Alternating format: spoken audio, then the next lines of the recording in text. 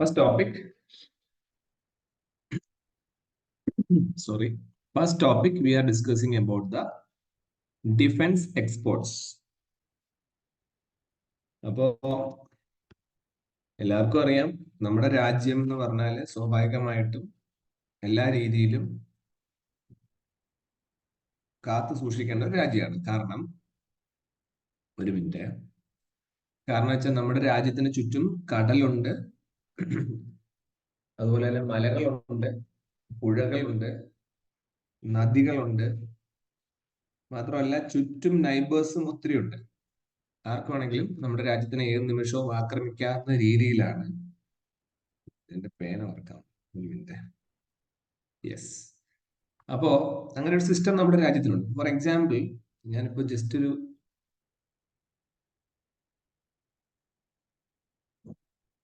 ഇന്ത്യയുടെ പടം ജസ്റ്റ് തമാശയ്ക്ക് വരയ്ക്കുകയാണെങ്കിൽ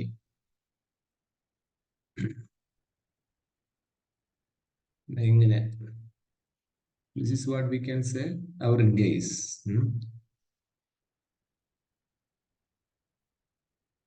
ഇങ്ങനെ ഒരു സ്ഥലമുണ്ട്.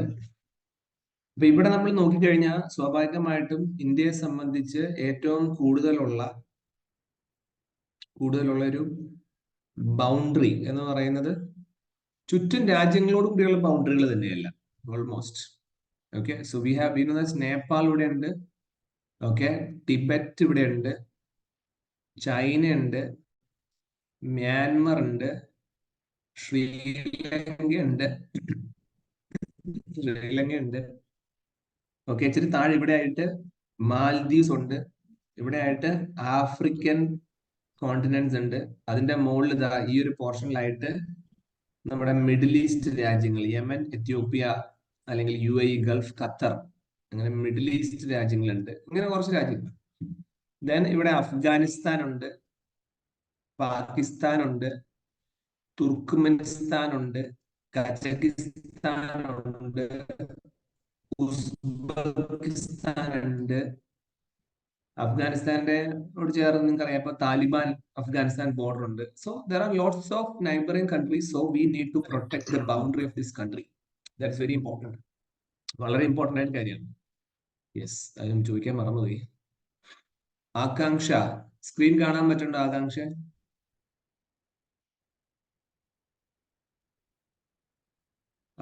ഇവിടെ ഉണ്ടോ? കാണാൻ പറ്റുന്നുണ്ട് സാർ. കാണുന്നുണ്ട്. എന്റെ ഇന്ത്യ എങ്ങനെയുണ്ട്? കുഴപ്പമില്ല സാർ, നന്നായിട്ടുണ്ട്. അമൽ രാജ, കാണാൻ പറ്റുന്നുണ്ടോ സ്ക്രീൻ? കാണാൻ പറ്റുന്നുണ്ട് സാർ, കാണാൻ പറ്റുന്നുണ്ട്. ഇന്ത്യ എങ്ങനെയുണ്ടാ?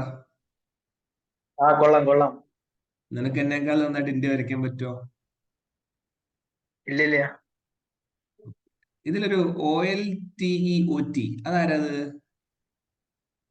ഒന്ന് അൺമ്യൂട്ട് ചെയ്യോ? അല്ല, നിന്നോടല്ല, നീ മ്യൂട്ട് ചെയ്തോ? ഈ ഗ്രൂപ്പില് OLTEOT ആരാണത്? അക്ഷയ്. ഓക്കെ,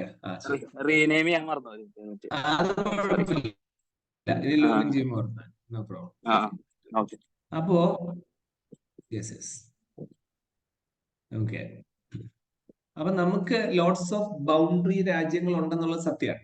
അപ്പൊ ഈ ബൗണ്ടറി രാജ്യങ്ങളിൽ നിന്ന് നമ്മളെ പ്രൊട്ടക്ട് ചെയ്യാന്നുള്ളത് വളരെ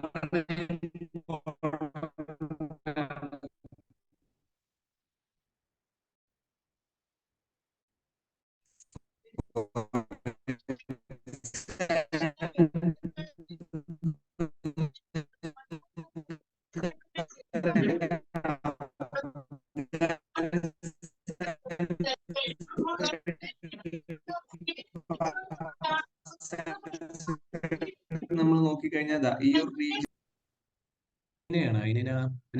കേൾക്കണ്ടോ?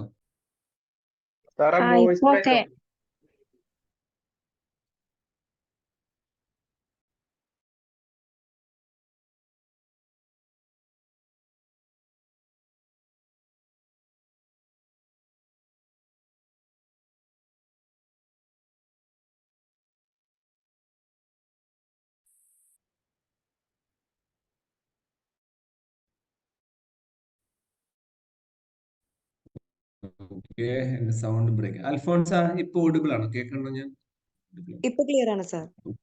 അലീന ആൻഡോ, okay. Alphonse clear. Aleena sound കേൾക്കാം. ആ കേൾക്കുന്നുണ്ട്.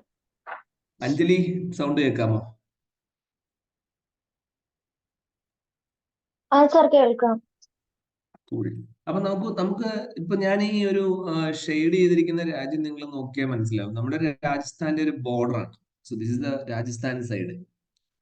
ഓക്കെ, ആ ഒരു ബോർഡർ ഉണ്ട്. അപ്പൊ അവിടെ ഇവിടെ നമുക്ക് ഇൻഫിൽട്രേഷൻ എന്ന് പറഞ്ഞാൽ ഇവിടുന്ന് ഇങ്ങോട്ട് മറ്റു രാജ്യക്കാരെ ആക്രമിച്ചു വരാനുള്ള സാധ്യതയുണ്ട്. അല്ലെങ്കിൽ ആഫ്രിക്കൻ കോണ്ടിനെന്റിൽ നിന്ന് ഇത് അറേബ്യൻ സീ ആണിത്. അപ്പൊ അറേബ്യൻ സീ വഴി ഇന്ത്യയിലേക്ക് അറ്റാക്ക് ചെയ്യാനുള്ള സാധ്യത. അതുപോലെ മാൽദീവ്സ് ഒരു കുഞ്ഞ് ഐലൻഡ് ആണെങ്കിലും അറ്റാക്ക് ചെയ്യാം. ശ്രീലങ്കയെ നമ്മൾ അറ്റാക്ക് ചെയ്യാം. ഓക്കെ, ആൻഡ് ഓൾസോ മ്യാൻമർ നമ്മളെ അറ്റാക്ക് ചെയ്യാം.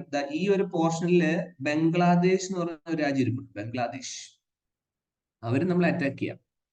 നേപ്പാളിനെ നമ്മളെ അറ്റാക്ക് ചെയ്യാൻ പറ്റും. ഈ മൂലയ്ക്ക് ഇവിടെ ഭൂട്ടാൻ എന്നൊരു രാജ്യം ഇരിപ്പുണ്ട്. ആ ഭൂട്ടാൻ നമ്മളെ അറ്റാക്ക് ചെയ്യാം. ടിബറ്റ് അറ്റാക്ക് ചെയ്യാം. ചൈന അറ്റാക്ക് ചെയ്യാം.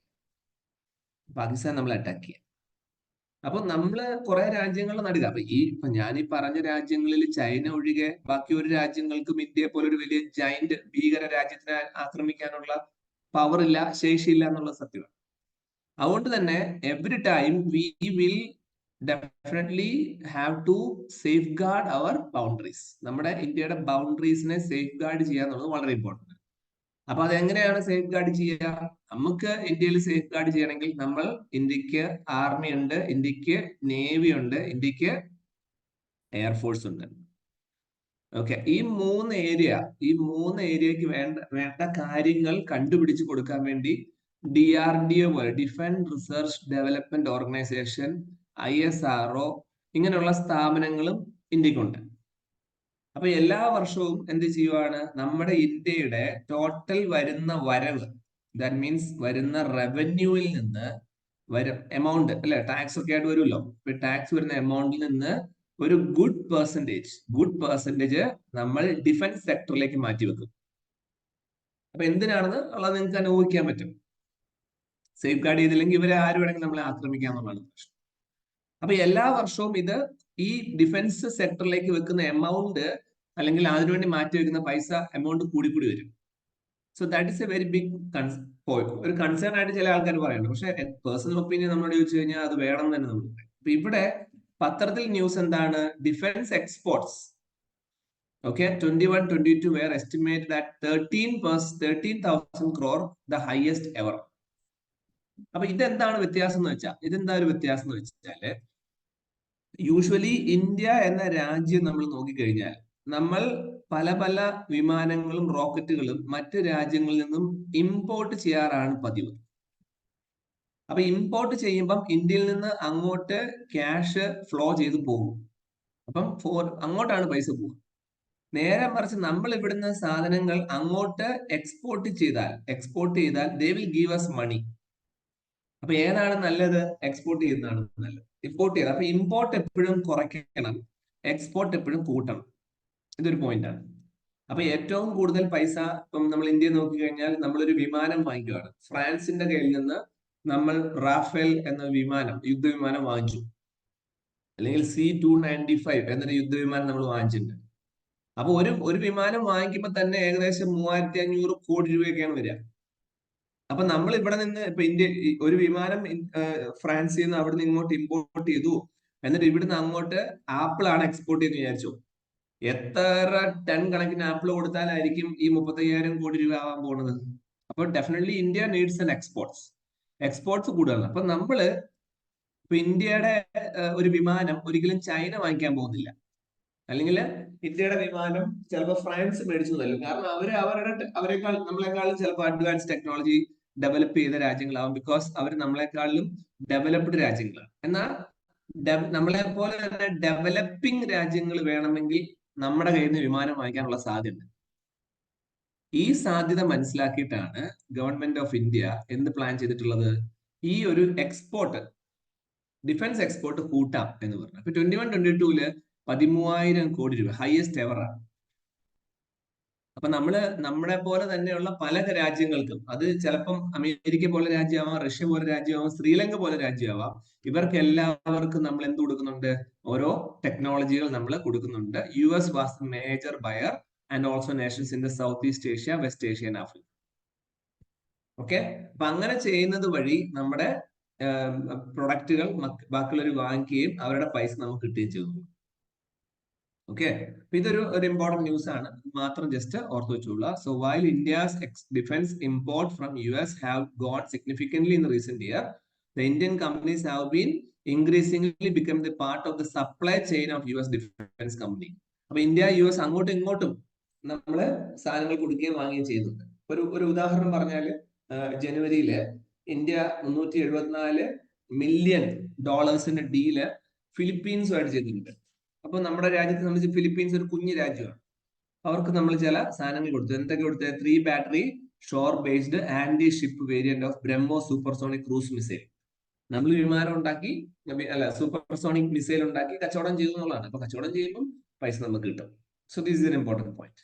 അപ്പൊ ഇത് ആരൊക്കെ എങ്ങനെയൊക്കെ എവിടെയൊക്കെ ചെയ്യുന്നു? ഓക്കെ, അപ്പൊ ഇതിന്റെ ഡിഫൻസ് എക്സ്പോർട്സിനെ ആയിട്ട് ബന്ധപ്പെട്ട് ഈ excess reliance on the public sector, നമ്മൾ ഈ പബ്ലിക് സെക്ടർ കമ്പനിക്കാർക്ക് മാത്രമാണ് കൂടുതൽ പറയുന്നത്. ഇപ്പൊ നിങ്ങൾ കേട്ടിട്ടുണ്ടാവും, ഗോദ്രേജ് എന്നൊരു കമ്പനി ഉണ്ട്, ഗോദ്രേജ്. ഇപ്പൊ ഗോദ്രേജ് എന്നൊരു കമ്പനി പറയുമ്പോ എന്താ, നമ്മള് ഗോദ്രേജ് അലമാര, വീട്ടിൽ ഉപയോഗിക്കുന്ന അലമാര, അല്ലെങ്കിൽ ഗോദ്രേജ് പൂട്ട്. അപ്പൊ ഇത് ആലോചിച്ച് നോക്കി, ഈ പൂട്ട് അലമാര ഉണ്ടാക്കുന്ന ഇവർക്ക് തന്നെ വേണമെങ്കിൽ റോക്കറ്റിന്റെ അല്ലെങ്കിൽ ഒരു മിസൈലിന്റെ ഒക്കെ ബോഡി, ആ ബോഡി മെറ്റൽ ആണല്ലോ, ആ മെറ്റൽ ഉണ്ടാക്കാനുള്ള കഴിവില്ലേ? അപ്പൊ അവർക്കും അങ്ങനെയുള്ള പ്രൈവറ്റ് കമ്പനീസിനും ഇവിടെ ഇന്ത്യക്ക് അകത്തുള്ള ഡിഫൻസ് സെക്ടറിലും കൂടെ പതുക്കെ പതുക്കെ അലോട്ട് ചെയ്ത് കൊടുക്കുന്ന ഒരു കൺസെപ്റ്റ് ആണ്. So India has the 4 companies, Indian ordinance factories, Hindustan aeronautic limited, Bharat electronics limited, Bharat dynamics limited. ഇതൊക്കെ ആംസ് ഉണ്ടാക്കുന്ന ലോകത്തിലെ തന്നെ 100 ബിഗസ്റ്റ് കമ്പനികളിൽ ഒരെണ്ണമാണ്. അപ്പൊ അങ്ങനെയുള്ള സ്ഥലങ്ങളിലേക്ക് പ്രൈവറ്റ് കമ്പനിക്കാർ കൂടെ ചെറിയ രീതിയിൽ അലോട്ട് ചെയ്ത് കഴിഞ്ഞാൽ കൂടുതൽ എക്സ്പോർട്സ് ഇന്ത്യയിൽ ഉണ്ടാവും എന്നുള്ളതാണ് ഈ ന്യൂസിന്റെ ഒരു കൺസെപ്റ്റ്.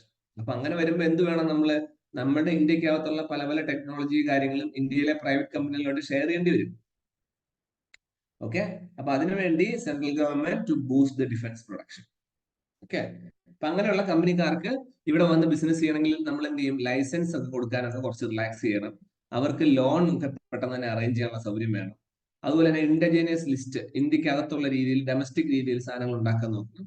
ബജറ്റിൽ അങ്ങനെ കുറച്ച് കാര്യങ്ങൾ, ജസ്റ്റ് ജനറൽ കാര്യങ്ങൾ കൊടുക്കുക എന്നുള്ളത് മാത്രമേ. സോ ഫസ്റ്റ് കറണ്ട് അഫയർ ന്യൂസിൽ നമുക്ക് മനസ്സിലാക്കേണ്ട പോയിന്റ് ഇത്ര മാത്രമേ ഉള്ളൂ. Why we are spending that much money in the defence and why recent what happen in the defence exports and import. Exports കൂടി എന്നേ ഉള്ളൂ എന്ന് കരുതി ഇമ്പോർട്ടിനേക്കാളും കൂടുതൽ എക്സ്പോർട്ട് ആയിട്ടില്ല നമ്മുടെ രാജ്യത്ത്. ഇപ്പോഴും എന്ത് തന്നെയാണ്, ഇമ്പോർട്ടിംഗ് ആണ് കൂടുതൽ. അതുകൊണ്ട് തന്നെ കൂടുതൽ നമ്മുടെ രാജ്യത്ത് ഒത്തിരി പൈസയുടെ ആവശ്യം വരുന്നുള്ളത് മറ്റൊരു. സോ ഈ ഒരു ന്യൂസ് ഓർത്ത് വെച്ചോളൂ. Second important news is about the IPBES. ഒരു റിപ്പോർട്ടാണ് സസ്റ്റൈനബിൾ യൂസ് ഓഫ് വൈൽഡ് സ്പീഷീസിനെ ബന്ധപ്പെട്ട് IPBES. അപ്പൊ എന്താണ് ഈ IPBES? നമുക്ക് നോക്കാം. ദാറ്റ് ഈസ് ഇന്റർ ഗവൺമെന്റ് എന്ന് പറഞ്ഞാൽ എന്താ? 1, 2, 3 ഗവൺമെന്റുകൾ ചേർന്നുള്ള എന്തിനുള്ള സയൻസ് പോളിസി പ്ലാറ്റ്ഫോം ആണ്. ഓക്കെ, എന്തിനുള്ളതാണ്? On biodiversity and ecosystem services. ഇതാണ് IPBES. അപ്പം നമ്മള് എങ്ങനെയൊക്കെയാണ് ഇവിടെ സസ്റ്റൈനബിൾ, അതായത് സസ്റ്റൈനബിൾ എന്ന് പറഞ്ഞു കഴിഞ്ഞാൽ എല്ലാവരെയും ഉൾക്കൊള്ളിച്ചുകൊണ്ടുള്ള, എല്ലാവരെയും എന്ന് പറയുമ്പോൾ മരങ്ങളും ചെടികളും പക്ഷികളും പൂവും കായും എല്ലാവരെയും ഇൻക്ലൂഡ് ചെയ്തിട്ടുള്ള ഒരു ഡെവലപ്മെന്റൽ പ്ലാനിനെ കുറിച്ചുള്ള റിപ്പോർട്ടാണ് IPBES. അത് മാത്രം ഓർത്തു വെക്കുക. അപ്പൊ ഇത് ഔട്ട് ഓഫ് 4 years, 4 വർഷം കൂടിയപ്പോഴാണ് വന്നത്. അതിന്റെ ഒരു ഫൈൻഡിങ്സ്, ആ റിപ്പോർട്ടിന്റെ ഫൈൻഡിങ് എന്ന് വെച്ചാൽ വേറെ ഒന്നുമില്ല, ഇവിടുത്തെ ഈ ബയോഡൈവേഴ്സിറ്റി വളരെ ക്രൈസിസിലാണ്. അപ്പൊ പല ടൈപ്പ് പ്ലാന്റ്സും ആനിമൽസും സ്പീഷീസും എല്ലാം എന്ത് തന്നെയാണ്, അവരിപ്പോ ഉടനടി ഇല്ലാതാവുന്ന ഒരു എക്സ്റ്റിങ്ഷൻ ലെവലിലേക്ക് എത്തി എന്നുള്ളതാണ് ഈ റിപ്പോർട്ടിൽ അവര് മനസ്സിലാക്കിയ ഒരു ഇമ്പോർട്ടന്റ്. പിന്നെ അതിനകത്ത് കുറച്ച് ഡീറ്റെയിൽസ് ആണ്, എത്ര ജീവികൾ നോക്കുക, അതൊക്കെ നിങ്ങൾ ജസ്റ്റ് വായിച്ചാൽ മതി. ഓക്കെ, അപ്പൊ നമുക്ക് മനസ്സിലാക്കാൻ മാത്രമായിട്ട് അതിലുള്ളത് ഈ റിപ്പോർട്ട് ആരാണ്, ഈ റിപ്പോർട്ടിന്റെ ഫുൾ ഫോം എന്താണ്, ഈ റിപ്പോർട്ട് ഏത് വർഷം വരുന്നു, എന്തുമായിട്ട് ബന്ധപ്പെട്ടാണ് ബയോഡൈവേഴ്സിറ്റി ക്രൈസിസ് വരുന്നത്. ബാക്കിയുള്ള കണക്കുകൾ ഓർത്തു വെച്ചാൽ മതി. നമുക്കറിയാം നമ്മുടെ ഇന്ത്യയിലെ ലോകത്തിലെ പല രാജ്യങ്ങളിലും ഈ ചില സ്പീഷീസ്, പ്രത്യേക ഇനങ്ങൾ ഭീഷണിയിലാണെങ്കിൽ നമ്മൾ IUCN റെഡ് ലിസ്റ്റ്, ഓക്കെ, ഞാൻ കഴിഞ്ഞ സെഷൻസിലൊക്കെ പറഞ്ഞതാണ്, IUCN റെഡ് ലിസ്റ്റിനെ കുറിച്ചൊക്കെ ഞാൻ പറഞ്ഞു. അങ്ങനെയുള്ള ലിസ്റ്റുകൾ പബ്ലിഷ് ചെയ്യാറുണ്ട്. ഓക്കെ, അപ്പൊ ആ ലിസ്റ്റുകൾ പ്രകാരമാണ് നമുക്ക് ഉണ്ടാവുക. അപ്പം IUCN എന്ന് പറഞ്ഞാൽ എന്താണ് ഫുൾ ഫോം ഒക്കെ ഓർമ്മ ഉണ്ടാവണം. ഞാൻ ഓൾറെഡി പറഞ്ഞതാണെങ്കിലും പറയാം. International Union for Conservation of nature.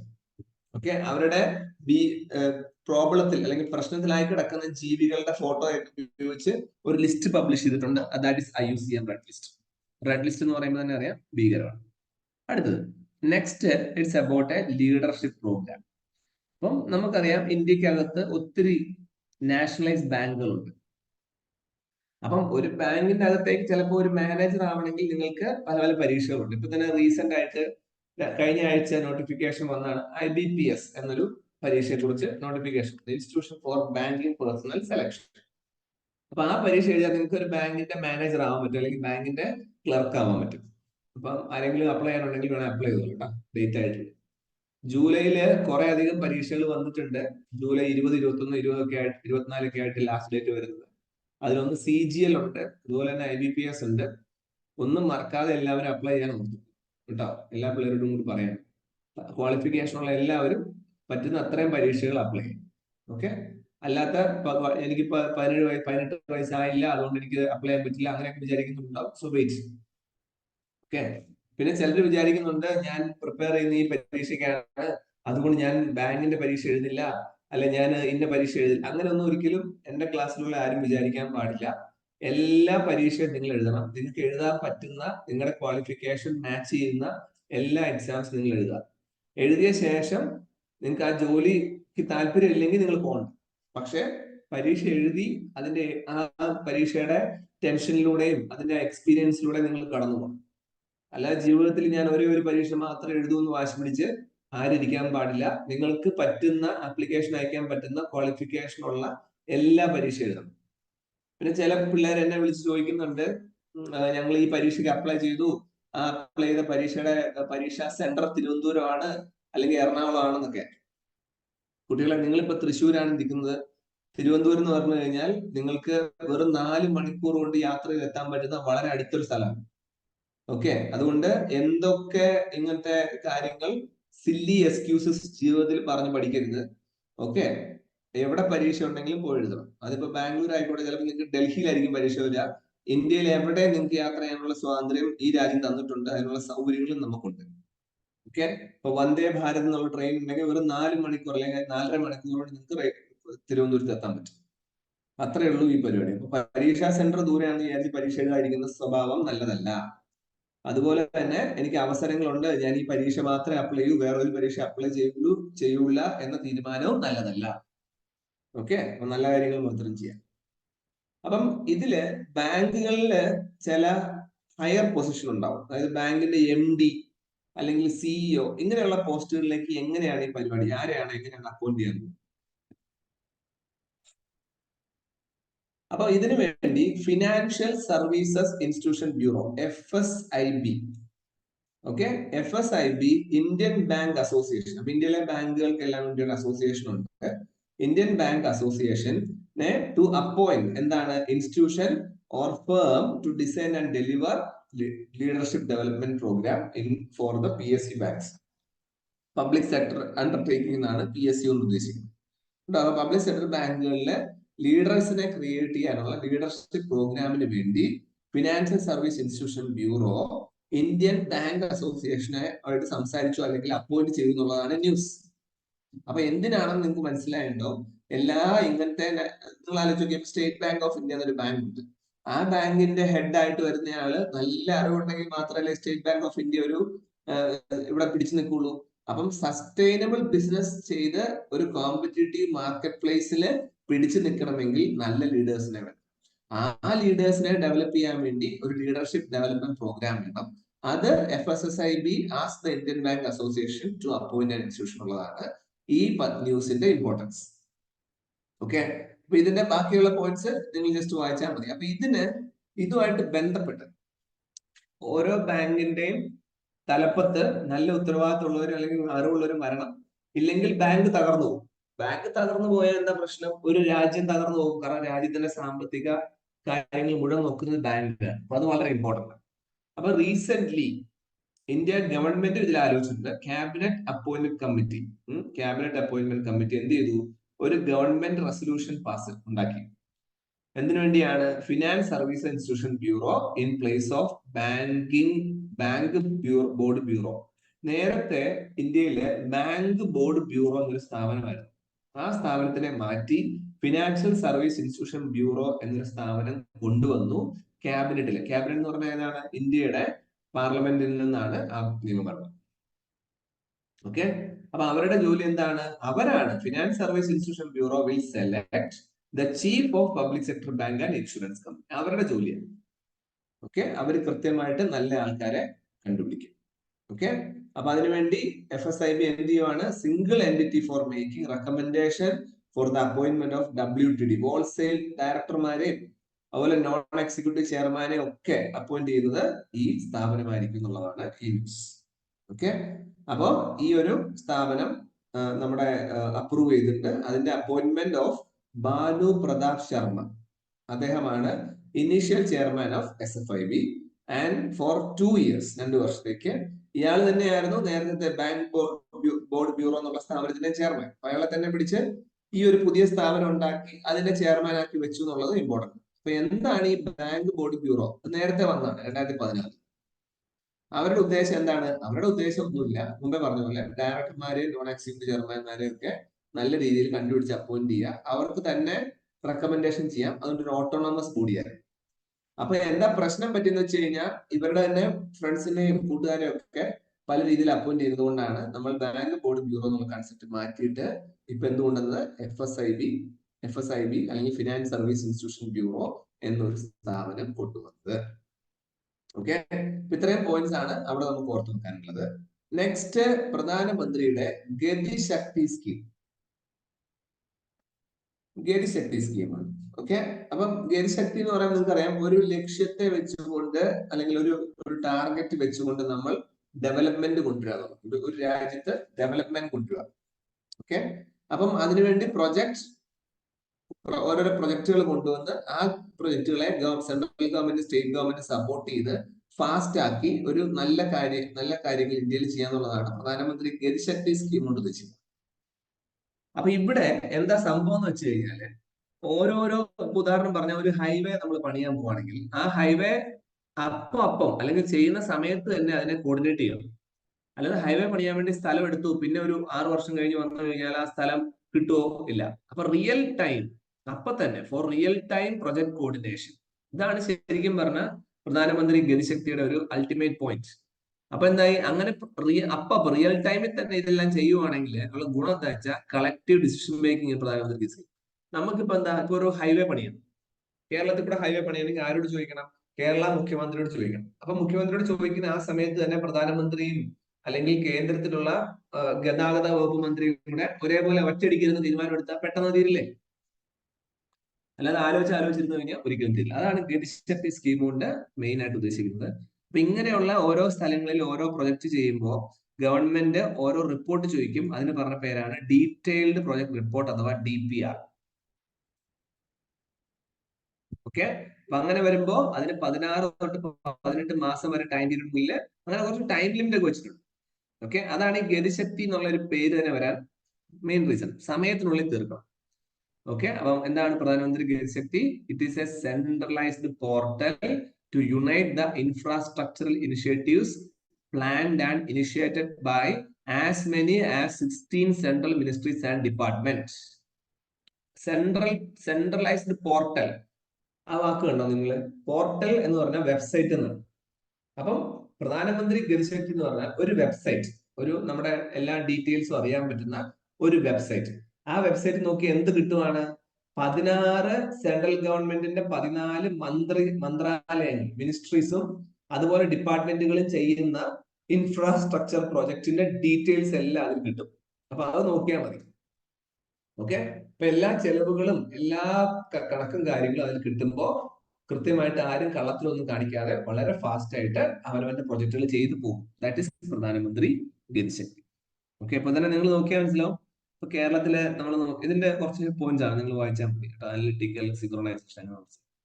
അപ്പൊ നമ്മൾ നോക്കിയാൽ നമുക്ക് മനസ്സിലാവും എന്താ. ഇപ്പൊ കേരളത്തിൽ നിങ്ങൾ കണ്ടോ, കേരളത്തില് നമ്മുടെ തൃശ്ശൂർ വാടാനപ്പള്ളി സൈഡിലൊക്കെ വലിയ മൾട്ടി ലെയർ ഓഫ് റോഡുകളാണ് വരുന്നത്. വളരെ ഫാസ്റ്റ് ആയിട്ടാണ് ഹൈവേകളൊക്കെ നമ്മുടെ കേരളത്തിൽ പോലും. കാരണം കേരളത്തിൽ പോലും ഞാൻ പറയാൻ കാര്യം, കേരളം ഒരു കുഞ്ഞു സംസ്ഥാനമാണ്. അത്രയും വലിയ റോഡ് പണിയാനൊന്നും പണ്ട് പോലും നമുക്ക് പറ്റത്തില്ല. 60 മീറ്റർ വീതിയിലാണ് റോഡ് പണിയുന്നത്. 60 മീറ്റർ വീതിയിൽ റോഡ് പണിയുമ്പോൾ ആ റോഡിന്റെ രണ്ട് സൈഡിലും താമസിക്കുന്ന വീട്ടുകാരെ അവിടുന്ന് മാറ്റി പാർപ്പിക്കേണ്ടി വരും, അല്ലെങ്കിൽ അവരെ വേറെ സ്ഥലത്തേക്ക് കൊണ്ടുപോകണം. അപ്പൊ അതെങ്ങനെ കൊണ്ടുപോകുന്ന വലിയ പ്രശ്നം ഉണ്ടായതുകൊണ്ടാണ് കേരളത്തിൽ റോഡ് പണി പലപ്പോഴും നടക്കാറുണ്ട്. പക്ഷെ ഈ പ്രധാനമന്ത്രി ഗതിശക്തി വന്നപ്പോ എന്ത് ചെയ്തു, ആ റോഡിന്റെ അപ്പുറം ഇപ്പുറമുള്ള ആൾക്കാർക്ക് അവര് ചോദിച്ചതിനേക്കാളിലും വളരെ വലിയ എമൗണ്ടുകൾ അവർക്ക് അവരുടെ സ്ഥലത്തിന് കൊടുത്ത് അവരെ അവിടുന്ന് മാറ്റി പാർപ്പിച്ചു. ഇപ്പൊ 10 ലക്ഷം രൂപ വീടുള്ള ഒരാൾക്ക് 50 ലക്ഷം രൂപ കൊടുത്തു കഴിഞ്ഞാൽ അയാൾ ഉടനടി അവിടുന്ന് പോകില്ലേ? അങ്ങനെയാണ്. ഓക്കെ, അപ്പൊ നെക്സ്റ്റ് നമുക്ക് പഠിക്കാനുള്ള ടോപ്പിക്കാണ് ഫോറസ്റ്റ് ലാൻഡ്സ്കേപ്പ് റീസ്റ്റോറേഷൻ.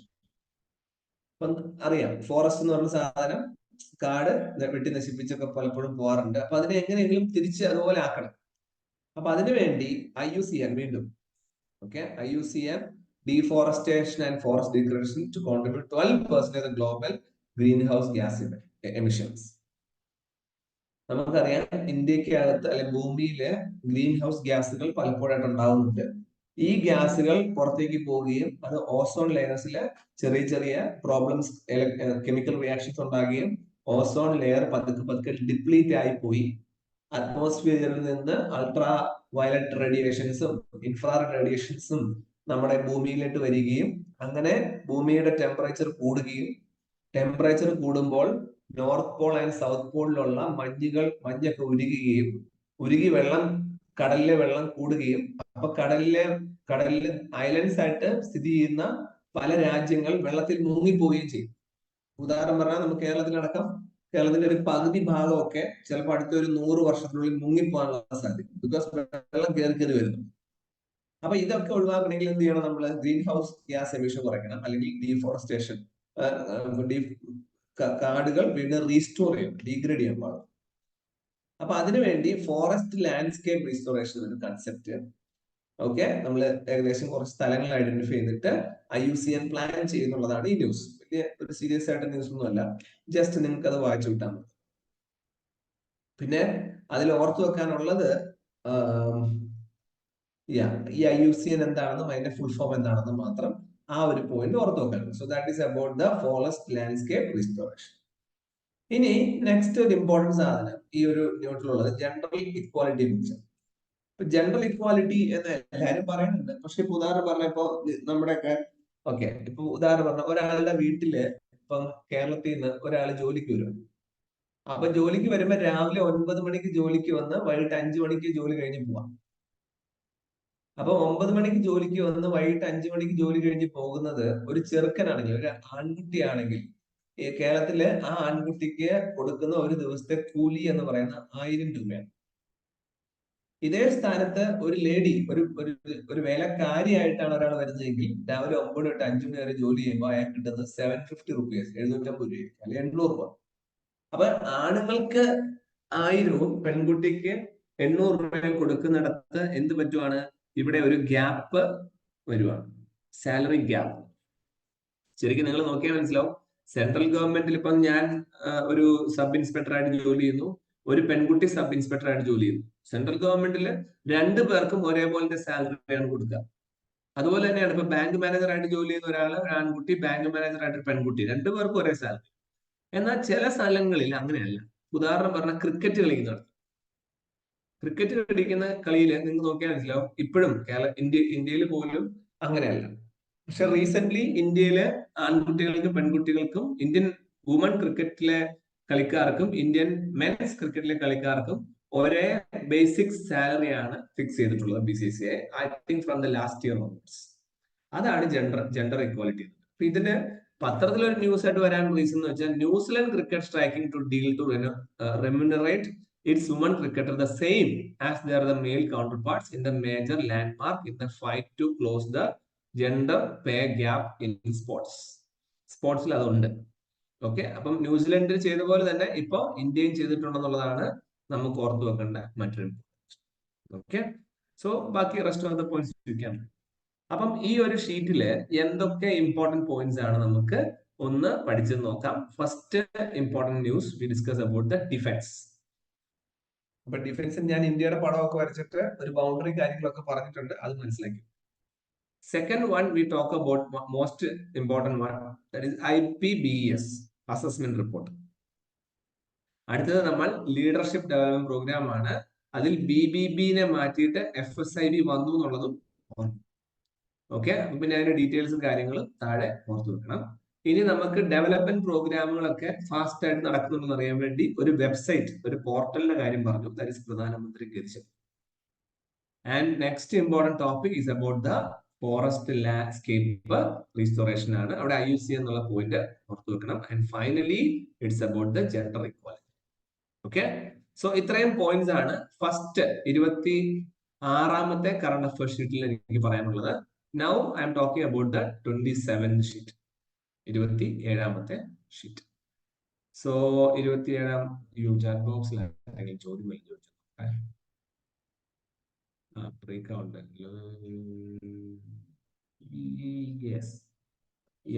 അർജുന, നിനക്ക് ഇപ്പൊ വിളിച്ചിരിക്കുന്ന SSCയുടെ എക്സാം പറഞ്ഞുണ്ട്. പക്ഷെ പ്രോബ്ലം എന്ന് വെച്ചാൽ 18 വയസ്സാവണം.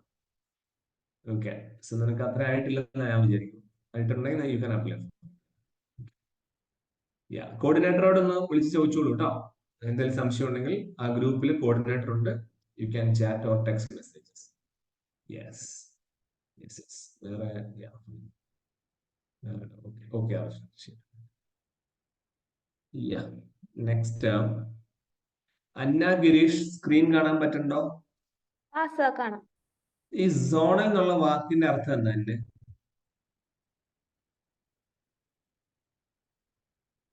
സോൺ എന്നുള്ള വാക്കിന് സോൺ ഇസഡോ എന്നി ഒരേ ഏരിയ, ഒരു സോൺ അങ്ങനെ പറയുന്നതാണ്. അത്രേ ഉള്ളൂ കേട്ടോ, അത്രേ ഉള്ളൂ. ഇവിടെ സോണൽ കൗൺസിൽ എന്ന് പറഞ്ഞാൽ so northern zonal council was held recent. So let start. എന്താണ് സംഭവം നോക്ക്. ഓക്കെ, അപ്പം നമുക്ക് ഇന്ത്യയില് പല പല സോണുകളുണ്ട്. അപ്പം ഇന്ത്യയിൽ സോണുകൾ എന്ന് പറയുമ്പോൾ northern zone, south zone, east zone, west zone, north eastern zone, ഇങ്ങനെ പല സോണുകളുണ്ട്. അപ്പൊ അങ്ങനെ ഒരു സോൺ ഉണ്ടാക്കി വെക്കുന്നതിന് ഗുണം എന്താ വെച്ചാൽ അവിടെയുള്ള പ്രശ്നങ്ങൾ, ഉദാഹരണം നമുക്കറിയാം, കേരളവും തമിഴ്നാടും തമ്മിൽ മുല്ലപ്പെരിയാർ ഡാമുമായിട്ട് ബന്ധപ്പെട്ട് വെള്ളം എടുക്കുന്നതിൽ പ്രശ്നമുണ്ട്. അതുപോലെ തന്നെയാണ് തമിഴ്നാടും കർണാടകവും തമ്മിൽ കാവേരി റിവറിൽ നിന്ന് വെള്ളം എടുക്കുന്നതിൽ തമ്മിൽ പ്രശ്നമുണ്ട്. ഇത് എല്ലാ രാജ്യത്തും എല്ലാ സംസ്ഥാനങ്ങളും തമ്മിൽ പ്രോബ്ലം ഉണ്ടാവും. അപ്പൊ ഇങ്ങനെയുള്ള പ്രശ്നങ്ങൾ പരിഹരിക്കാൻ വേണ്ടി ആ കാര്യങ്ങളെ കുറിച്ച് ചർച്ച ചെയ്യാൻ വേണ്ടിയാണ് സോണൽ കൗൺസിലുകൾ. ഓക്കെ, അപ്പൊ ഇവിടെ എന്താ, 3 states and as many union territories discussed issues of water sharing, കണ്ട, safety of women, setting up fast track കോടതികളെ കുറിച്ച്, cyber security, issue and strengthening of rural banking with the union home minister during the meeting of the northern zonal council in Jaipur. ഇതാണ് പത്രവാർത്തയിൽ ഇങ്ങനെ ഒരു important ആയിട്ട് വരാനുള്ള സാധ്യത. അപ്പൊ ജയ്പൂരിൽ വെച്ച് നടന്ന സോൺ മീറ്റിംഗിൽ, ഒരു മിനിറ്റ്, സോൺ മീറ്റിംഗില് ഈ വിഷയങ്ങളെ കുറിച്ച്, അതായത് ഇപ്പൊ നമുക്കറിയാം, ഇപ്പൊ കേരളത്തിൽ നിന്ന് ഒരു മാല പൊട്ടിച്ച് ഒരു കള്ളൻ ഓടി തമിഴ്നാട്ടിൽ ചെന്നിട്ട് കള്ളനെ പോലീസുകാർ പിടിച്ചു കഴിയുമ്പോൾ കള്ളൻ പറയാണ്, എന്നെ ഈ കോടതിയിൽ വേണം ശിക്ഷിക്കാൻ, ഞാൻ അവിടെ അല്ല. അതുപോലെ തന്നെയാണ് ഇപ്പൊ ഓൺലൈൻ ആയിട്ട് നമ്മളെ പറഞ്ഞു പറ്റിച്ചു, ഇൻസ്റ്റാഗ്രാമിലൂടെ പറ്റിച്ചു. അപ്പൊ സൈബർ സെക്യൂരിറ്റി. ഓക്കെ, അപ്പൊ ഇങ്ങനെ കുറെ കാര്യങ്ങൾ പല പല സംസ്ഥാനങ്ങളിൽ പല പല രീതിയിൽ നടക്കുന്നത് കൊണ്ട് അതിനെ ഒരുപോലെ ആക്കി ചെയ്യാന്നുള്ളത് വളരെ ഇമ്പോർട്ടന്റ്. അപ്പൊ ഈ സോണൽ കൗൺസിലിനൊക്കെ അങ്ങനെ ഒരു മേഖലയിൽ വളരെയധികം ഇമ്പോർട്ടൻസ്. അപ്പൊ ഇതിനെ ഹാൻഡിൽ ചെയ്യുന്നത് മിനിസ്ട്രി ഓഫ് ഹോം അഫയേഴ്സ് ആണ്, MHA. ഓക്കെ, MHA ആണ് ഉണ്ടാവുക. അപ്പൊ ഇതൊരു ഡിസ്കഷൻ വെച്ചിട്ട് പലപ്പോഴായിട്ട് സോൾവ് ചെയ്യുന്ന ഒരു പരിപാടിയാണ്. അപ്പൊ സോണൽ കൗൺസിൽ എന്ന് പറഞ്ഞാൽ എന്താ? Zonal council are statutory body. Statutory എന്നുള്ള വാക്കിന്റെ അർത്ഥം നിയമപരമായ ഒരു നിയമത്തിന്റെ അല്ലെങ്കിൽ ഒരു സ്റ്റാറ്റ്യൂട്ടിന്റെ അടിസ്ഥാനത്തിൽ ഒരു ബലത്തിൽ പ്രവർത്തിക്കുന്ന സ്ഥാപനം. അപ്പൊ എന്തായി, ഇത് എന്താണ് ഇതിന്റെ അടിസ്ഥാനപരമായ നിയമം? അതാണ് സ്റ്റേറ്റ് റീഓർഗനൈസേഷൻ ആക്ട് ഓഫ് 1956. അപ്പൊ നമുക്കറിയാം ഇന്ത്യയിൽ പല പല സംസ്ഥാനങ്ങളുണ്ടായിരുന്നു, പല പല രാജ്യങ്ങളുണ്ടായിരുന്നു. ഉദാഹരണം ഞാൻ പറഞ്ഞ, ഒരു മിനിറ്റ്, ഒരു ഡ്രോസ്.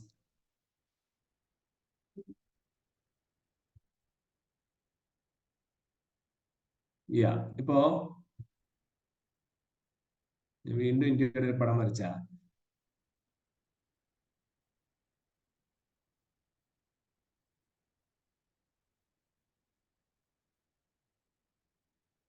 ഇപ്പൊ ഇങ്ങനെ പടം വരച്ചു. അപ്പൊ നമുക്കറിയാം 1947 നമുക്ക് ഇന്ത്യക്ക് സ്വാതന്ത്ര്യം കിട്ടി. സ്വാതന്ത്ര്യം കിട്ടി ഇംഗ്ലീഷുകാർ ഇവിടുന്ന് പോയപ്പോ ഇവിടെ കുറെ രാജ്യങ്ങളുണ്ടായിരുന്നു. ഇപ്പൊ നമ്മൾ ഇന്ന് കാണുന്ന പോലെ ഗുജറാത്ത് എന്നോ അൽഫോൺസെ ഞാൻ പടം വരയ്ക്കാം, നീ വരയ്ക്കണ്ട. ഓക്കെ. അപ്പൊ ഇവിടെ പല പല രാജ്യങ്ങളുണ്ടായിരുന്നു. അപ്പൊ ഇവിടെ നമ്മൾ ഇന്ന് കാണുന്ന പോലെ തമിഴ്നാടെന്നോ കേരളം എന്നോ ഒന്നും ഉണ്ടായിരുന്നില്ല. അന്നുണ്ടായിരുന്നത് ശരിക്കും പറഞ്ഞാൽ രണ്ട് ടൈപ്പാണ്. ഒന്ന് ബ്രിട്ടീഷിന്റെ കൺട്രോളിലുള്ള കുറെ സ്ഥലങ്ങൾ, പ്രൊവിൻസസ്, ബ്രിട്ടീഷ് പ്രൊവിൻസസ്.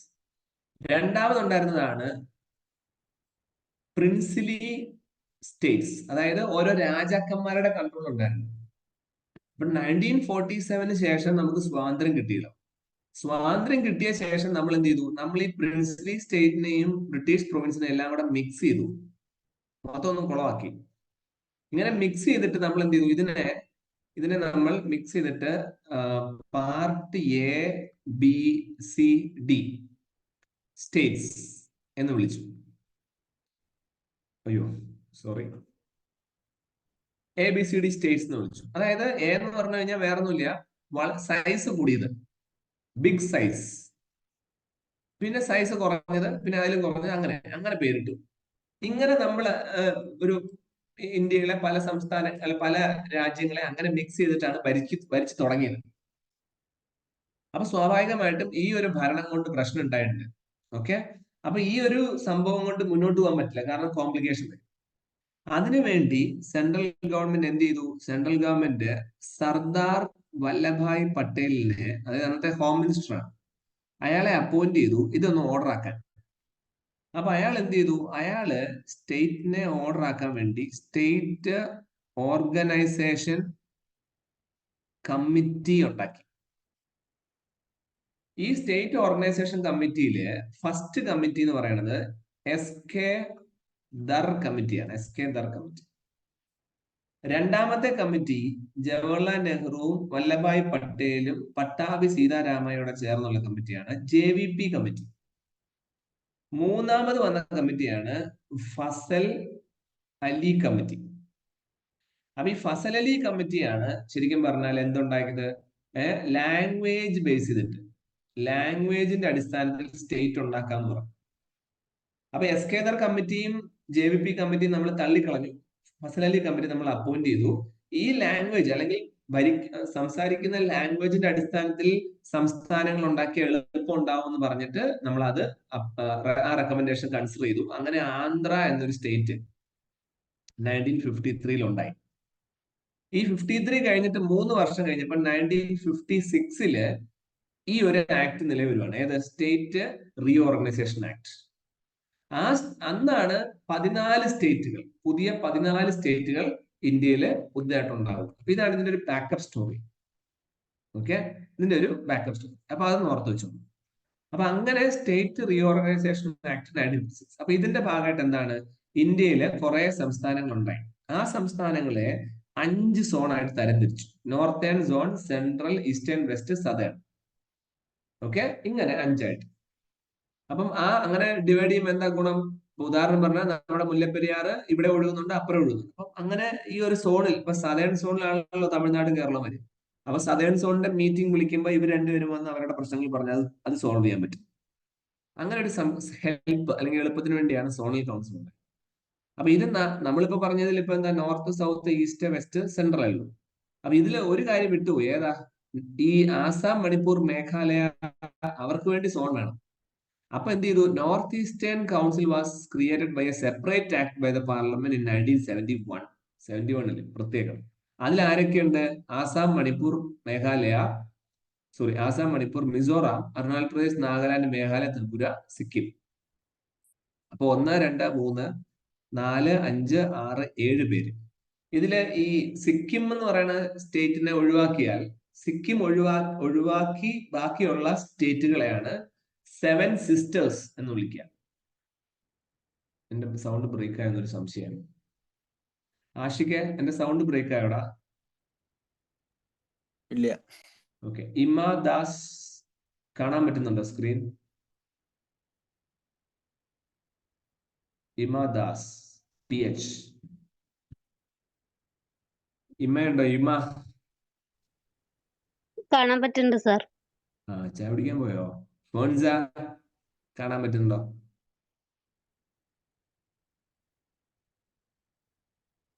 ഫോൺസ ഇവിടെ ഉണ്ടോ? ഫോൺസ. സാർ കേൾക്കാം. രത്തൻ ഡേവിസ്. കേൾക്കാൻ പറ്റും സർ. ഓക്കെ. മെരിയ സണ്ണി.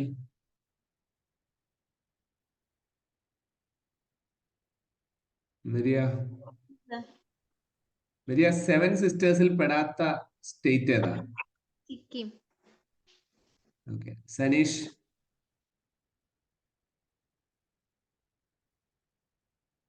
സനീഷ് ഈയിടെ നോർത്തേൺ സോൺ കൗൺസിലിന്റെ മീറ്റിംഗ് നടന്നത് രാജസ്ഥാനിലാണോ അതോ മഹാരാഷ്ട്രയിലാണോ? അയ്യോ ഫസ്റ്റ് പാരഗ്രാഫിന് ഏറ്റവും അടിയിൽ എഴുതിയിട്ടുണ്ട്.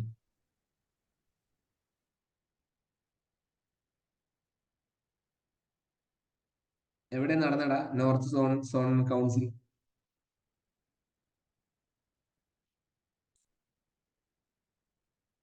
കാണുന്നില്ലേ?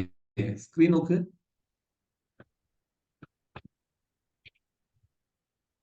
സനീഷേ. ഹലോ സാർ, കേൾക്കാനുണ്ടോ? എവിടെയാ? കേൾക്കുന്നുണ്ടോ ഞാൻ പറയണത്? ഇല്ലില്ല, ഒന്നുകൂടെ പറ. ജയ്പൂരാണോ?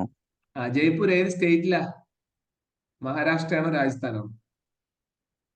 അയ്യോ, അതാണ് എന്റെ ചോദ്യം. ജയ്പൂരാന്ന് ഞാൻ മനസ്സിലാക്കി. മഹാരാഷ്ട്രയാണോ രാജസ്ഥാനോ? മഹാരാഷ്ട്രയാണ്. അല്ലടാ, രാജസ്ഥാനാണ്. Okay, Sorry. No problem.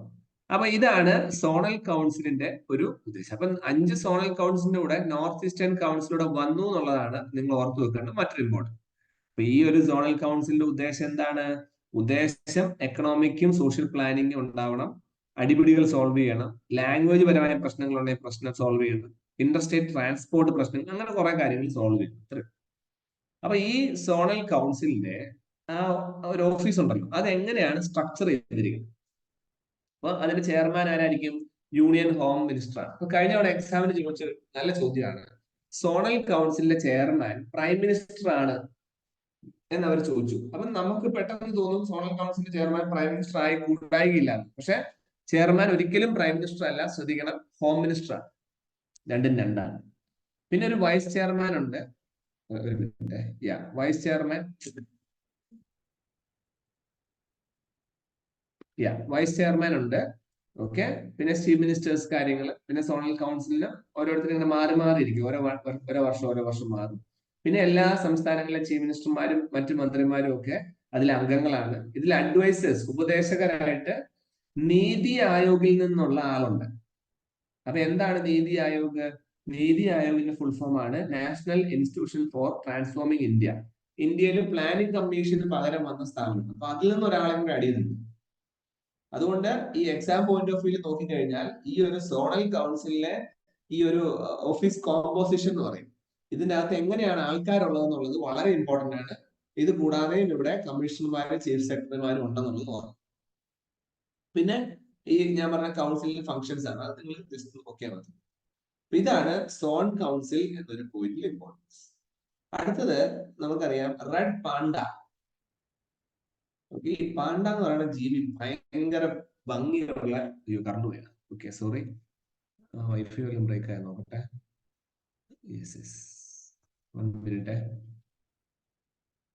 Hasna, എന്നെ കേൾക്കാൻ പറ്റുന്നുണ്ടോ? സൗമ്യ?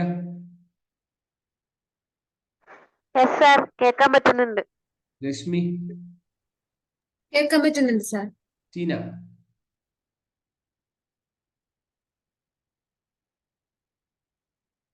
ടീന പോയാ? ടീന?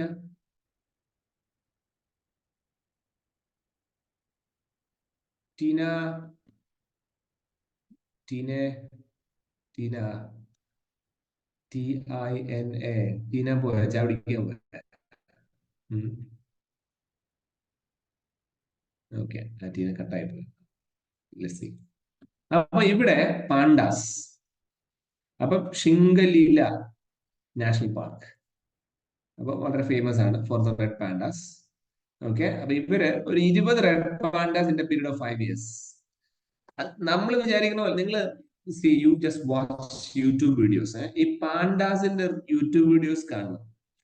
ഈ പാണ്ടയുടെ ഒരു പ്രത്യേകതയുണ്ട്, പാണ്ട ഭയങ്കര ക്യൂട്ട് ജീവിയാണ്. ഒരു രക്ഷയില്ലാത്ത ക്യൂട്ട്നെസ് ആണ് പാണ്ടയ്ക്ക്. ഈ പാണ്ടയ്ക്ക് വേറെ പ്രോബ്ലം കൂടെ ഉണ്ട്.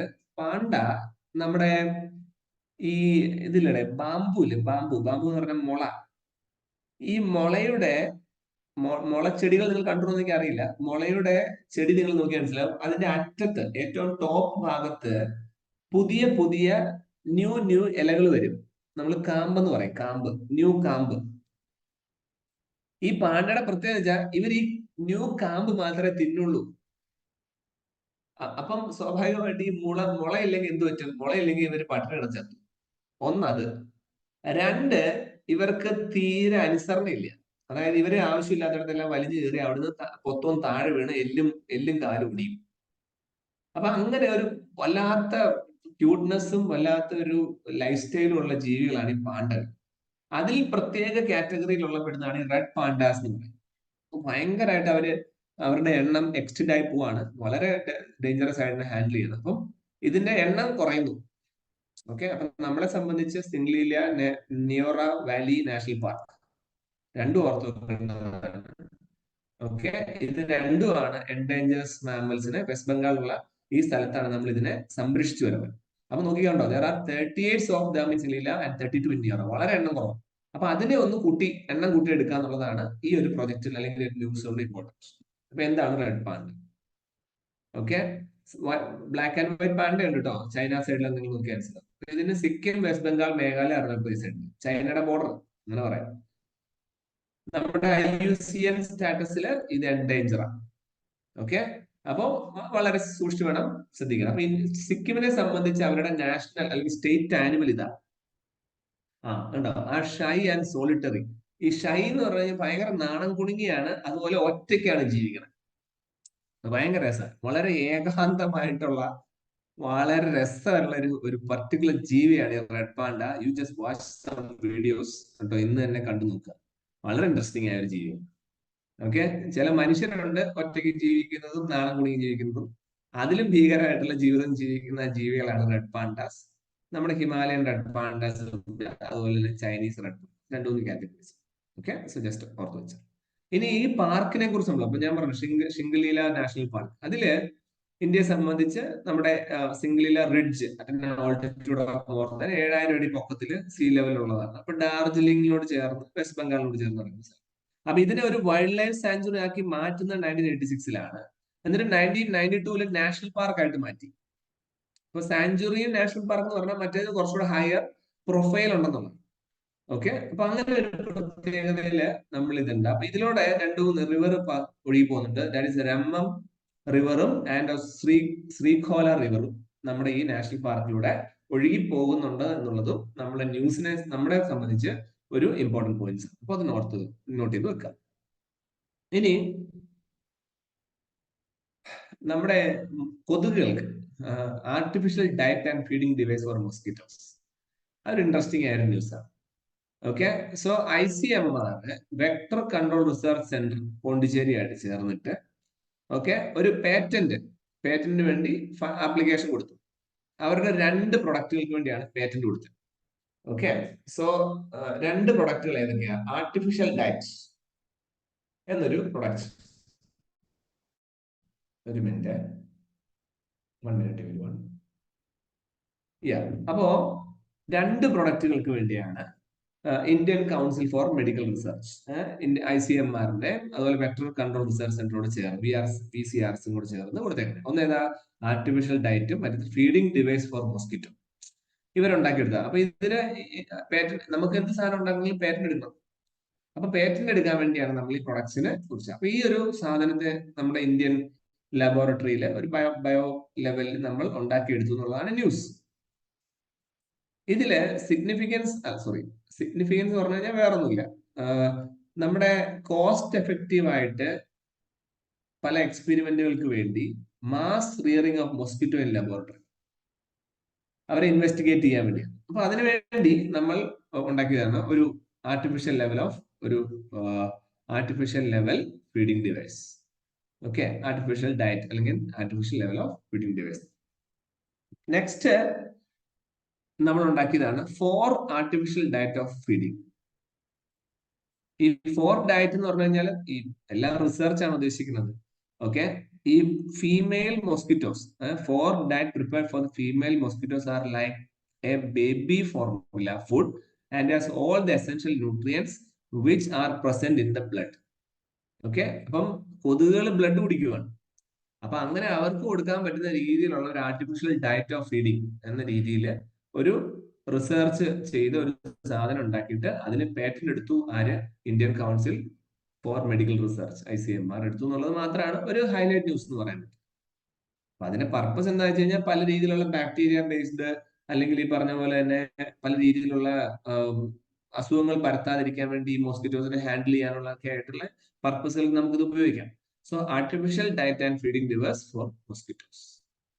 നെക്സ്റ്റ് നമ്മുടെ കേരളത്തിന്റെ സദേൺ പോർഷൻ തിരുവനന്തപുരത്തിനോട് ചേർന്ന്, തിരുവനന്തപുരത്തിനും തമിഴ്നാടിന്റെ ഒരു ബോർഡറില് നമുക്കൊരു വലിയ മലയുണ്ട്. സഹ്യ മൗണ്ടൻസിന്റെ സൈഡില് അഗസ്ത്യമല എന്നൊരു മലയുണ്ട്. ഈ അഗസ്ത്യമല എന്ന് പറഞ്ഞ ഒരു മലയിലേക്ക് നിങ്ങൾക്ക് വേണമെങ്കിൽ ട്രക്കിംഗ് പോകാൻ പറ്റും. എല്ലാ മാസവും ഐ തിങ്ക് ഒരു ഫസ്റ്റ് 10 ദിവസമോ 15 ദിവസം കണ്ട് ട്രക്കിംഗ് ഉണ്ട്. ഇറ്റ്സ് വെരി വെരി ഇൻട്രസ്റ്റിംഗ് ട്രക്കാണ്. 10-40 കിലോമീറ്ററോളം നടന്ന് നിങ്ങൾ അഗസ്ത്യാർ കൂടം എന്നൊരു മലയുടെ മുകളിൽ ചെല്ലും. അപ്പൊ ഈ അഗസ്ത്യാർ കൂടത്തിന് ഒരു പ്രത്യേകതയുണ്ട്. നമ്മുടെ ഇന്ത്യൻ കൺസെപ്റ്റില് ഇന്ത്യയില് 18 സിദ്ധന്മാരുണ്ടെന്ന് പറയും. സിദ്ധന്മാർ മീൻസ് നമ്മൾ ഈ എന്താ പറയാ 18 അറിവുള്ള നോളജ് ഉള്ള പേഴ്സൺസ്, സിദ്ധന്മാർ. ഈ 18 സിദ്ധന്മാരില് വളരെ ഫേമസ് ആയിട്ടുള്ള ഒരു സിദ്ധനാണ് ഈ അഗസ്ത്യമുനി. ഈ അഗസ്ത്യമുനിയുടെ സെറ്റിൽ ചെയ്ത സ്ഥലമാണ് അല്ലെങ്കിൽ ആ ഒരു കുഞ്ഞു മലയാണ് ഈ അഗസ്ത്യമല എന്ന് പറയും. ഇത്രേ ഉള്ളൂ. ഈ അഗസ്ത്യമുനിയുടെ പ്രത്യേകിച്ച് he's so super in ayurvedic medicine. അതുകൊണ്ട് ഈ അഗസ്ത്യാർ കൂടം എന്ന സ്ഥലത്ത് നിങ്ങൾ പോവുകയാണെങ്കിൽ കുറെ അത്ഭുതങ്ങളായിട്ടുള്ള ചെടികളെ കാണാം. അതുപോലെ തന്നെ അവിടെ താമസിക്കുന്ന ആദിവാസി മനുഷ്യർക്ക് വളരെ അത്ഭുതങ്ങളായിട്ടുള്ള മരുന്നുകളും അറിയാൻ പറ്റും.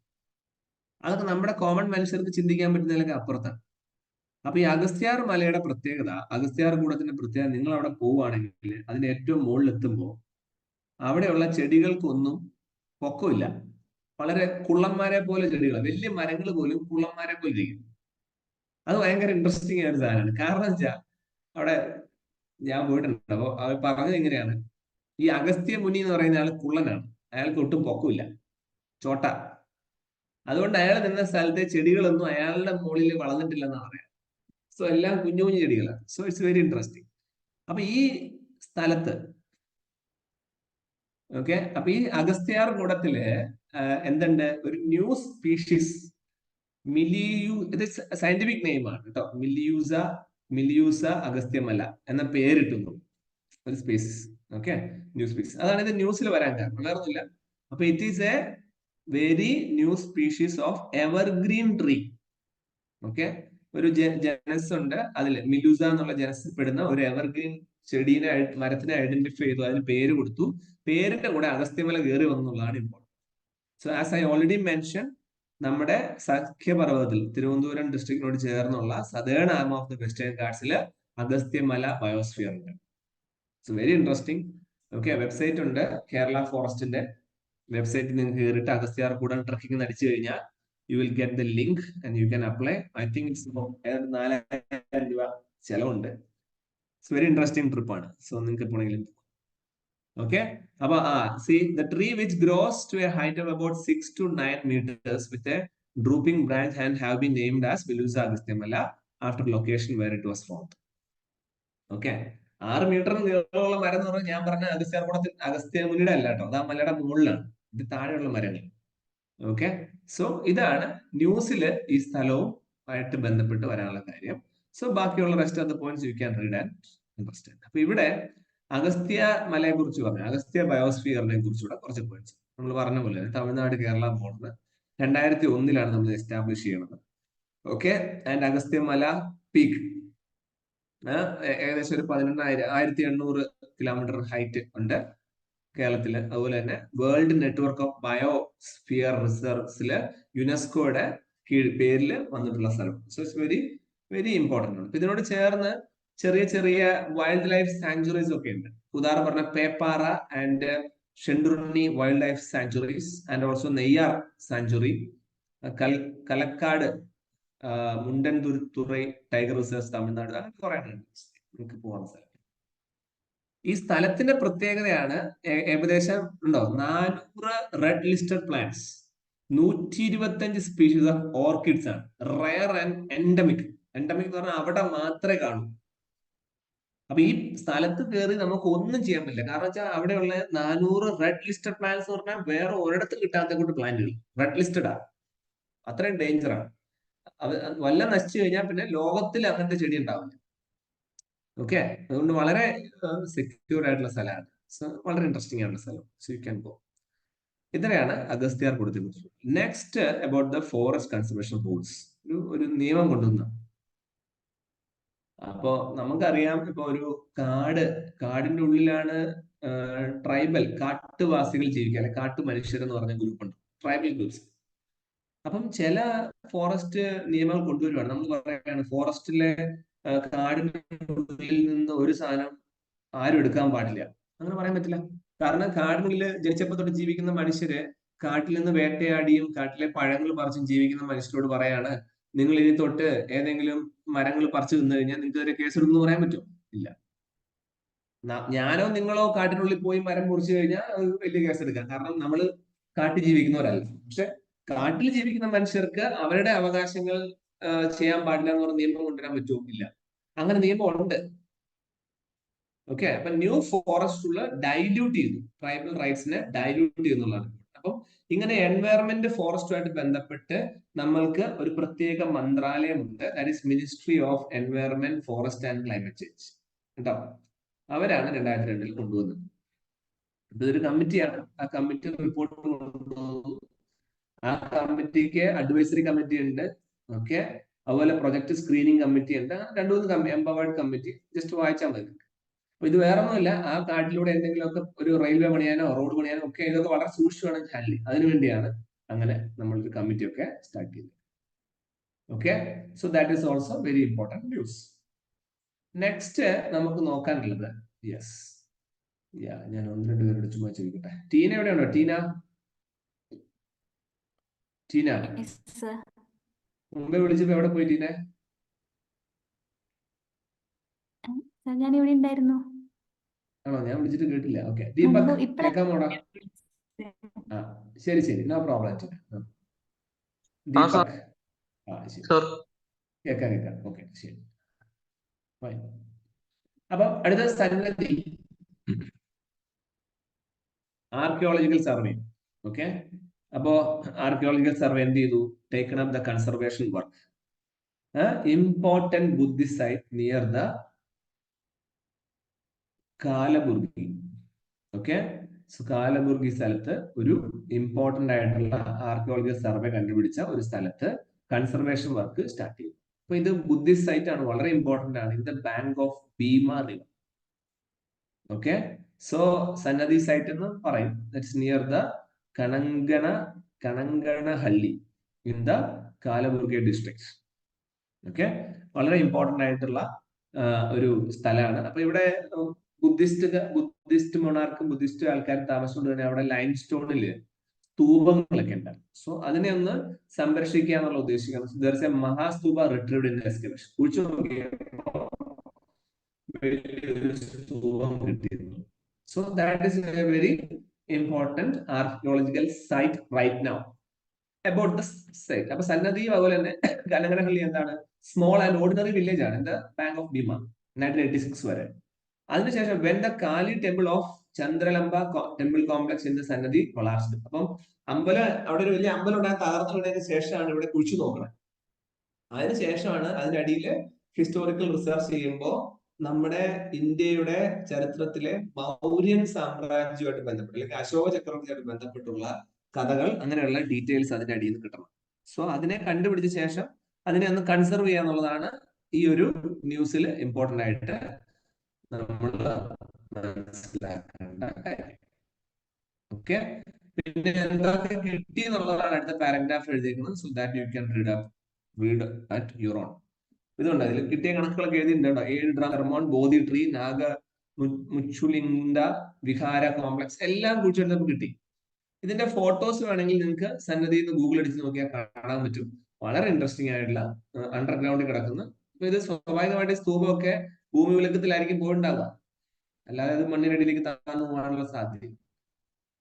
ഓക്കെ, സോ ഈ ഷീറ്റില്, ഈ കറണ്ട് അഫയർ ഷീറ്റില് 27ാമത്തെ ഷീറ്റില് ഓർത്തു വെക്കേണ്ട ഇമ്പോർട്ടന്റ് പോയിന്റുകളാണ് zonal councils, okay, red pandas, then we talk about the artificial diet feeding devices, അടുത്ത അഗസ്ത്യാർ മലയിലെ സ്പെഷ്യൽ മരങ്ങളെ കുറിച്ചുള്ളത്, ദെൻ അഗസ്ത്യാർ മലയെ കുറിച്ചുള്ളത്, ദെൻ ഫോറസ്റ്റ് കൺസർവേഷൻ റൂളിനെ കുറിച്ച് നമ്മൾ നോക്കി, ആൻഡ് സന്നദ്ധിയെ കുറിച്ച് നമ്മൾ നോക്കി. ഓക്കെ, സോ 26ാമത്തെ ഷീറ്റിൽ നമ്മൾ നോക്കിയതും ഓർത്തു വെച്ചുള്ള ജെൻഡർ ഇൻഇക്വാലിറ്റി അടക്കമുള്ള